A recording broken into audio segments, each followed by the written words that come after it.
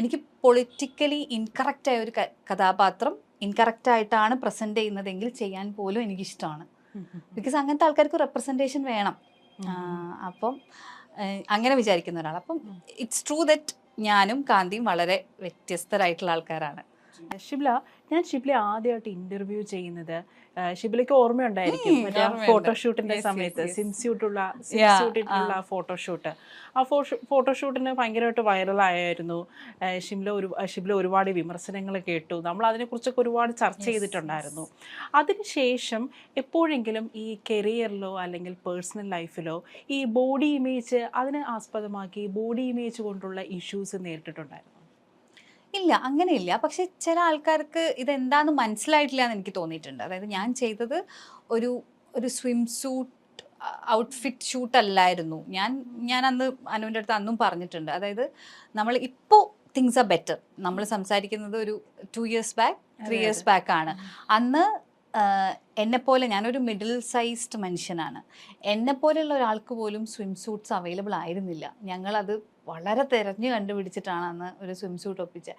അതായത് ഇപ്പം എനിക്കപ്പോൾ ഞാൻ സ്വിമ്മിങ്ങിന് പോകണമെങ്കിൽ എന്തിടണം മനസ്സിലായോ? അപ്പം അതായത് അങ്ങനെ ഇപ്പോഴാണല്ലോ, അതായത് എനിക്ക് പ്ലസ് സൈസ് എന്ന് പറയുന്നതിനോടും എനിക്ക് ബേസിക്കലി താല്പര്യമില്ല. അല്ലെങ്കിൽ മിഡിൽ സൈസ് എന്ന് എല്ലാത്തരം മനുഷ്യരും ഉള്ളൊരു ലോകത്ത് എല്ലാവർക്കും എല്ലാ തരത്തിലുള്ള സാധനങ്ങളും അവൈലബിൾ ആയിരിക്കണം. നമുക്ക് ഒക്കേഷണലി ഇടാൻ പറ്റുന്ന ഒരു പാർട്ടി വെയർ ഡ്രസ്സാണെങ്കിലും, സ്വിമ്മിങ്ങിന് പോകാൻ പറ്റുന്ന ഒരു ഡ്രസ്സാണെങ്കിലും, വർക്കൗട്ടിന് പോകാൻ ഡ്രസ്സ് എല്ലാം അവൈലബിൾ ആയിരിക്കണം. ചെറുപ്പത്തിൽ അങ്ങനെ ഈ ബോഡി ഇമേജ് കൊണ്ട് ഫിസിക് കൊണ്ട് ഏതെങ്കിലും രീതിയിലുള്ള ബുള്ളിങ്ങിന് അങ്ങനെ എന്തെങ്കിലും? പിന്നെ ഡെഫിനറ്റ്ലി ഞാൻ അങ്ങനെയാണ് നമ്മൾക്ക് നമ്മളെ തന്നെ വെറുപ്പാവുന്നതും നമ്മളെ ബോഡിയോടൊക്കെ നമ്മൾ അത്രയും ഹെയ്റ്റ് നമുക്ക് ഉണ്ടാവുന്നതും. ഇത് ശരിയല്ല, അത് അങ്ങനെയായിരുന്നെങ്കിൽ, ഇതിങ്ങനെയായിരുന്നെങ്കിൽ, അവിടെ അങ്ങനെ നമുക്ക് തോന്നുന്നത് ഡെഫിനറ്റ്ലി നമുക്കൊരു ദിവസം തോന്നുന്നതല്ല. ആരെങ്കിലും പറയുന്ന ഒരു കമൻ്റെന്നോ അല്ലെങ്കിൽ എവിടെയെങ്കിലും പറയുന്ന ഒരു വാക്കെന്നോ നമുക്ക് കിട്ടുന്ന ആ ഒരു ഹെയ്റ്റ് നിന്നാണ് അത് ഉണ്ടാവുന്നത്. ഞാൻ പറഞ്ഞിട്ടുണ്ട്, ഞാനൊരു ഡിഗ്രിക്കൊക്കെ പഠിക്കുന്ന സമയത്ത് ഞാൻ കുറേ രാത്രികൾ ഇങ്ങനെ കിടന്ന് കരഞ്ഞിട്ടുണ്ട്. ബിക്കോസ് ഞാൻ എല്ലാവരും കഴിക്കുന്നത് പോലെ മാത്രം ഭക്ഷണം കഴിക്കുന്ന ഒരാളായിരുന്നു. ഐ വാസ് നെവർ ഒരു ഓവർ ഫുഡ് കഴിക്കുന്ന ഒരാളേ ആയിരുന്നില്ല. പക്ഷേ നമ്മൾ ഭക്ഷണം കഴിക്കാനിരിക്കുമ്പോൾ ആൾക്കാർ ഇങ്ങനത്തെ കമൻറ്റൊക്കെ പാസ് ചെയ്യും. മതി എനിക്ക് അങ്ങനത്തെ സാധനങ്ങൾ എനിക്കത് ഭയങ്കര പ്രശ്നമാണ്. ഞാൻ എൻ്റെ വീട്ടിൽ ഇപ്പം എനിക്കറിയാവുന്ന കുറച്ച് സുഹൃത്തുക്കളുണ്ട്. അവർ അത്യാവശ്യം വണ്ണമൊക്കെയുള്ള ആൾക്കാരൊക്കെ ഉണ്ട്. അങ്ങനത്തെ പരിപാടികൾ പറഞ്ഞാൽ ഞാൻ ഭയങ്കര സ്റ്റേണായിട്ട് പറയും, അത് പറയരുത് കേട്ടോ. ബിക്കോസ് നമ്മൾ കഴിക്കുമ്പോൾ whatever we are getting know that will directly go inside എന്ന് എനിക്ക് തോന്നിയിട്ടുണ്ട്. Because we are intaking something. അപ്പോൾ ആ പറയുന്ന സാധനങ്ങൾ നേരെ അങ്ങ് പോവും, എവിടെയും ഒരു തടയില്ലാതെ. അതെനിക്ക് ഭയങ്കര പ്രശ്നമാണ് തിന്നുന്ന സമയത്ത്. പിന്നെ ഞാൻ ഉപ്പയും കൂടെ പോകുമ്പോൾ ഉപ്പൻ്റെ വൈഫാണോ എന്ന് ചോദിച്ചിട്ടുണ്ട്. ബിക്കോസ് ഉപ്പ ലൈക്ക് മമ്മൂട്ടി മാതിരിയുള്ള ഒരാളാണ്, ഭയങ്കര ഏജ് ഇൻ റിവേഴ്സ് ഗിയറുള്ള ആളും കൂടിയാണ്. ആൻഡ് ഞാൻ ഫുൾ ഹിജാബിലൊക്കെ ആയിരുന്നു. അപ്പോൾ എന്നെ കാണുമ്പോൾ പെട്ടെന്ന് തോന്നിയത് ഉമ്മയോട് സിമിലാരിറ്റി ഉള്ള പോലെ. ഞാൻ ഒരു ദിവസമൊക്കെ ഞാൻ ഉപ്പൊക്കെ എങ്ങനെ റിയാക്ട് ചെയ്യേണ്ടതെന്ന് അറിയില്ല, ഭയങ്കര ഓക്വേർഡായിരുന്നു. അത് കഴിഞ്ഞിട്ട് ഞാൻ പോയി ഇരുന്നിട്ട് ഞാൻ കുറേ കരഞ്ഞിട്ടുണ്ട്. പിന്നെ എല്ലാത്തിനെയും നമ്മൾ ഇതുമായിട്ട് കണക്ട് ചെയ്യാൻ തുടങ്ങും. ഇതുകൊണ്ടാണോ അവർ നമ്മളടുത്ത് ഇങ്ങനെ നിൽക്കുന്നത്, ഇതുകൊണ്ടാണോ നമ്മളിങ്ങനെ ആവുന്നത്, ഇതുകൊണ്ടാണോ ഇവർ ഇങ്ങനെ ആക്കുന്നത്, ഇതുകൊണ്ടാണോ നമ്മൾ ടേക്കൺ ഫോർ ഗ്രാൻഡഡ് ആക്കുന്നത്. അങ്ങനെ എല്ലാം നമ്മൾ ഇതുമായിട്ട് റിലേറ്റ് ചെയ്യും.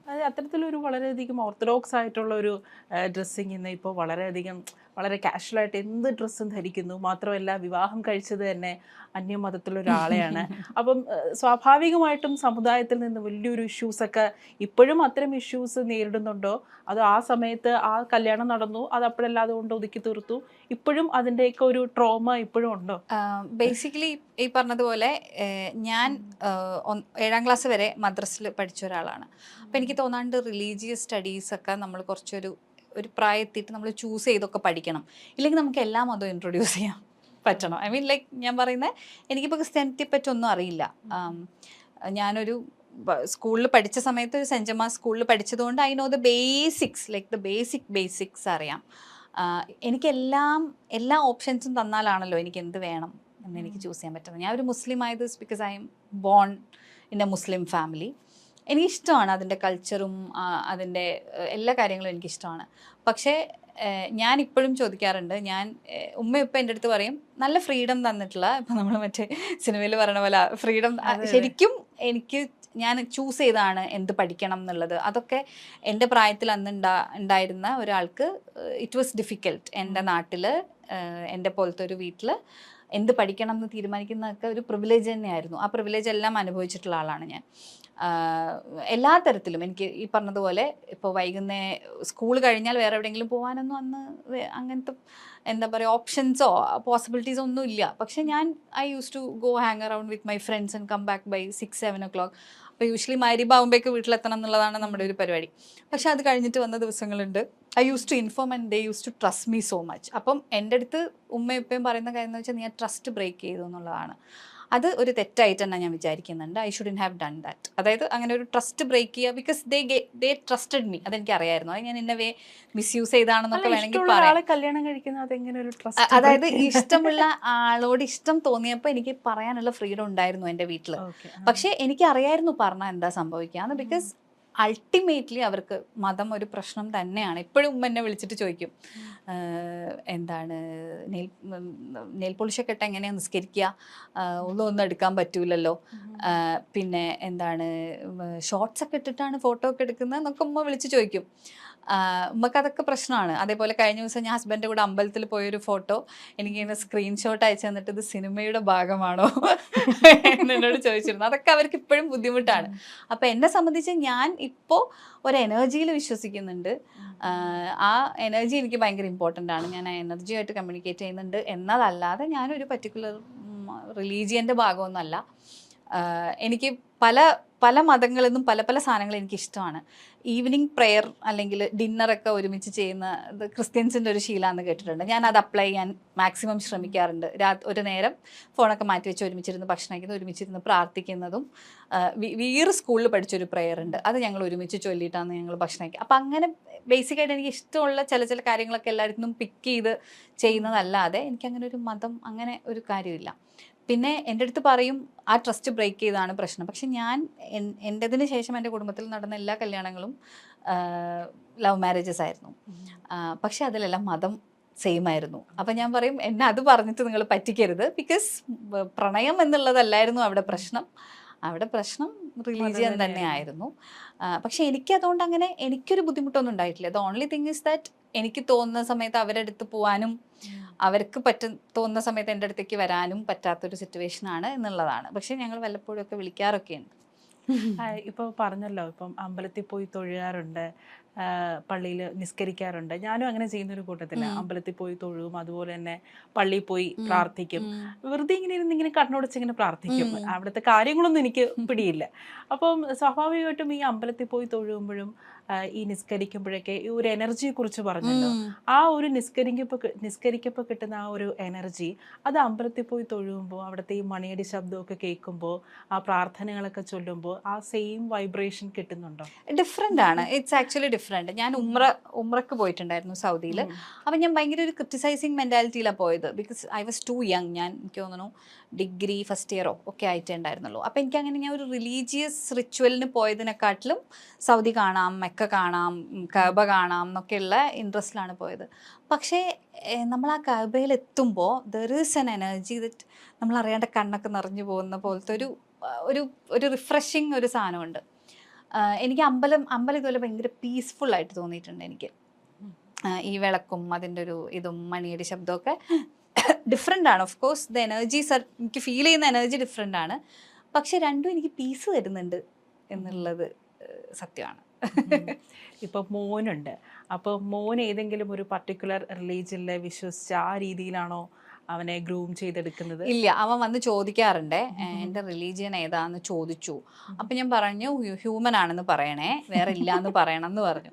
അപ്പോൾ ഓക്കെ, അപ്പോൾ ഹിന്ദു, ക്രിസ്ത്യൻ, മുസ്ലിം അങ്ങനെ ഇല്ലേ? അപ്പം ഞാൻ പറഞ്ഞു അത് മാത്രമല്ല മോനു, വേറെ ഒരുപാട് റിലീജിയൻസ് ഉണ്ട്. അപ്പം അതിനെപ്പറ്റി ഫസ്റ്റ് പഠിച്ചിട്ട് if you want follow something you can follow എന്ന് പറയാറുണ്ട്. ഇപ്പോൾ പല നടിമാരും ഞാൻ ഇന്റർവ്യൂ ചെയ്യുമ്പോൾ ഇതേ കാര്യം തന്നെയാണ് പറഞ്ഞിട്ടുള്ളത്. കാരണം ഈ സെൽഫ് ഡൗട്ട് വരും, ഇൻഡസ്ട്രിയിൽ തന്നെ നിൽക്കണോ, കാരണം അവരുടെ ആ ഒരു പൊട്ടൻഷ്യൽ അനുസരിച്ചുള്ള വർക്ക് കിട്ടാതെ വരുമ്പോൾ എല്ലാവരും ചെറിയ തോതിലൊരു ഫ്രസ്ട്രേറ്റഡ് ആവും. അപ്പോഴാണ് നമ്മൾ ഈ ഹേമ കമ്മിറ്റി റിപ്പോർട്ടിൽ ഒരു പ്രധാനപ്പെട്ട ഒരു കാര്യം അതിനകത്ത് പറഞ്ഞിട്ടുള്ളത്. അതായത് ഈ പല നടിമാരും അഡ്ജസ്റ്റ് ചെയ്ത് കൊടുത്തിട്ടാണ് അവർക്ക് റോളുകൾ കിട്ടുന്നത് എന്നുള്ളൊരു, അതിനകത്ത് അങ്ങനെ ഒരു പ്രധാനപ്പെട്ട ഒരു കാര്യം ഉണ്ടായിരുന്നു. അത് കേരളത്തിൽ വലിയ രീതിയിൽ ചർച്ചയായിട്ടുണ്ടായിരുന്നു. ശരിക്കും മലയാള സിനിമ ഇൻഡസ്ട്രിയിൽ കാസ്റ്റിംഗ് കൗച്ച് ഉണ്ടോ? ഒട്ടും ഇല്ലാതെ അങ്ങനെ ഒരു കാര്യം വരില്ല. ഇപ്പം ഞാൻ ഇൻ ദ ബിഗിനിങ് സ്റ്റേജ്, അതായത് അക്കക്ഷാമണി പിള്ളയ്ക്ക് മുന്നേ ഞാൻ സിനിമകൾ ചെയ്തിട്ടുണ്ട്, ചെറിയ കഥാപാത്രങ്ങൾ ചെയ്തിട്ടുണ്ട്. ആ സമയത്ത് എനിക്ക് ഇങ്ങനെ കുറച്ച് ദുരനുഭവങ്ങൾ ഉണ്ടായിരുന്നു. ഞാൻ ആ സമയത്ത് സിനിമയെ വിചാരിച്ചിരുന്നതേ അങ്ങനെയാണ്. അപ്പം നമുക്ക് already we have a preconceived notion that whoever is calling us is gonna ask something like this എന്നുള്ളൊരു ഫീലിംഗ് നമുക്ക് ഓൾറെഡി ഉണ്ട്. അപ്പം മേ ബി അത് മാനിഫെസ്റ്റ് ചെയ്തതാണോ എന്ന് അറിയില്ല. I had experiences like that. പക്ഷേ കക്ഷി അമ്മിണിപ്പിള്ളയ്ക്ക് ശേഷം മേ ബി അത് ഞാൻ എപ്പോഴും ഞാൻ പറയുന്നത് അതെൻ്റെ ഒരു പ്രിവിലേജാണ്. കക്ഷി അമ്മിണിപ്പിള്ള കഴിഞ്ഞപ്പോൾ ആൾക്കാർക്ക് എന്നെ അറിയാം. സോ ഇൻ്റർവ്യൂസ് കാണുന്നുണ്ടാവും, അല്ലെങ്കിൽ എന്നെ അറിയാമായിരിക്കും. ആ അറിയുന്നത് കൊണ്ടായിരിക്കാം ചിലപ്പം എനിക്ക് പിന്നെ സിനിമകളൊക്കെ കംഫർട്ടബിൾ ആയിട്ടുള്ള എൻവയോൺമെൻറ്റിൽ വർക്ക് ചെയ്യാൻ പറ്റിയത്. പക്ഷേ ഇപ്പോൾ തുടങ്ങുന്ന ഒരാളുടെ അവസ്ഥ എന്താണ് നമുക്ക് അറിയില്ല. But I feel there is A huge difference കഴിഞ്ഞൊരു 5-6 വർഷത്തിൽ ദറ്റ് വളരെ പാഷനേറ്റ് ആയിട്ട് സിനിമ ചെയ്യണം എന്ന് മാത്രം വിചാരിക്കുന്ന ആൾക്കാരുടെ കൂടെ ഞാൻ വർക്ക് ചെയ്തിട്ടുണ്ട്. അവരത്രയും പാഷനേറ്റ് ആണ്. ഇപ്പം രഞ്ജിത്ത് സാറും ബാഹുവും ഒക്കെ അടക്കം, മുഹ്സൻ, ഞാൻ വർക്ക് ചെയ്ത ഒരുപാട് പേര്, അവർ രോഹിത്, എല്ലാവരും സിനിമ ചെയ്യുക എന്നുള്ളതിൻ്റെ അപ്പുറത്തേക്ക് അവർക്ക് ഒന്നുമില്ല. അങ്ങനത്തെ ആൾക്കാരെ കൂടെ ഞാൻ വർക്ക് ചെയ്തിട്ടുണ്ട്. സോ എനിക്ക് ഉറപ്പാണ് ഞാൻ വർക്ക് ചെയ്തിട്ടുള്ള ആൾക്കാരൊന്നും അങ്ങനെ ഒരു കാര്യം ചെയ്യില്ല. പക്ഷേ ദാറ്റ് ഡസൻ മീൻ നമ്മൾ ദുബായ് കണ്ടിട്ടില്ലാത്തതുകൊണ്ട് ദുബായ് ഇല്ലെന്ന് അർത്ഥമില്ല എന്ന് പറയുന്ന പോലെ അങ്ങനെ ഇല്ല എന്നുള്ള ഒരർത്ഥം എനിക്കില്ല. പിന്നെ ഇതിലെ പ്രശ്നം എന്താണെന്ന് വെച്ചാൽ എപ്പോഴും ഒരു ഗ്രേ ഏരിയ ആണ്. ഇപ്പം എന്നെ ഒരാൾ വിളിച്ച് എൻ്റെ അടുത്ത് അങ്ങനെ ഒരു ആവശ്യം പറയാണ്, എൻ്റെ മൊറാലിറ്റി എന്നെ അതിന് സമ്മതിക്കുന്നുണ്ടെങ്കിൽ ഞാനത് ചെയ്താൽ എന്താ കുറ്റം എന്ന് ചിലപ്പോൾ ആൾക്കാർ ചോദിക്കും. ഐ മീൻ ലൈക്ക് ചിലപ്പോൾ അവർക്ക് മറ്റു പലതുമായിരിക്കും. അതായത് ഇപ്പൊ എന്നെ വിളിച്ച ആള്, അതെ, എന്നെ വിളിച്ച ആൾക്ക് അത് എന്നെ വിളിക്കുന്നു, അപ്പൊ എനിക്കതൊരു പ്രശ്നമല്ല. I mean I don't mind. അങ്ങനെ എൻ്റെ അടുത്ത് പല ഡയറക്ടേഴ്സും അങ്ങനെ പറഞ്ഞിട്ടുണ്ട്, ആസ് എൻ അങ്ങനെ പറയുന്ന കുട്ടികളുണ്ട് എന്ന്. I mean we are ready to do anything എന്ന് പറയുന്ന കുട്ടികളുണ്ട് എന്ന്. എനിക്ക് തോന്നുന്നു അവിടെയാണ് ശരിക്കുള്ള പ്രശ്നം കിടക്കുന്നതെന്നാണ്. അത് എന്താ അപ്പം സംഭവിക്കുന്നതെന്ന് വെച്ചാൽ ഈ പറഞ്ഞതുപോലെ അവിടെ ആപ്റ്റായിട്ട് വരേണ്ട ഒരാൾക്ക് പകരം ഒരു കുറുക്ക് വഴി കൂടെ ഒരാൾ വരികയാണ്. അത് പിന്നെ 10 പേരെ ഇൻഫ്ലുവൻസ് ചെയ്യും. 10 പേര് ഇൻഡസ്ട്രി ഇങ്ങനെയാണെന്ന് വിചാരിക്കും. ആ 10 പേരും ഇങ്ങനെയാണ് സിനിമയിലേക്ക് വരിക. അപ്പോൾ അങ്ങനെ ഒരു അവൈലബിലിറ്റി ഉണ്ടാകുമ്പോൾ ടാലൻറ്റ് മാത്രം നോക്കി ചിലപ്പോൾ ഒരാൾ കാസ്റ്റ് ചെയ്യില്ല. That is very dangerous. അപ്പോൾ അതൊരു സീരിയസ് ഒരു പ്രശ്നമാണ്. ഇറ്റ് ഇസ് നോട്ട് ലൈക്ക് എൻ്റെ ബോഡി അല്ല എനിക്ക് എന്തും ചെയ്യാലോ. No, you are actually showing a very wrong example to the people who are passionately working on their craft. അപ്പോൾ അത് റോങ് തന്നെയാണ്. യു കാൺ സേ ലൈക്ക് അത് ഞങ്ങൾക്ക് രണ്ടുപേർക്കും ഓക്കെ ആയിരുന്നു. No, that's not the right way. നമ്മൾ എന്തെങ്കിലും ജോലി കിട്ടാൻ വേണ്ടി എന്താ നമ്മൾ ചെയ്യുന്നത്? എക്സാം എഴുതും. അതുപോലെ ഓഡിഷൻ ചെയ്യണം. ഓഡിഷനിൽ നിന്ന് നമ്മൾ സിനിമയിലേക്ക് വരണം.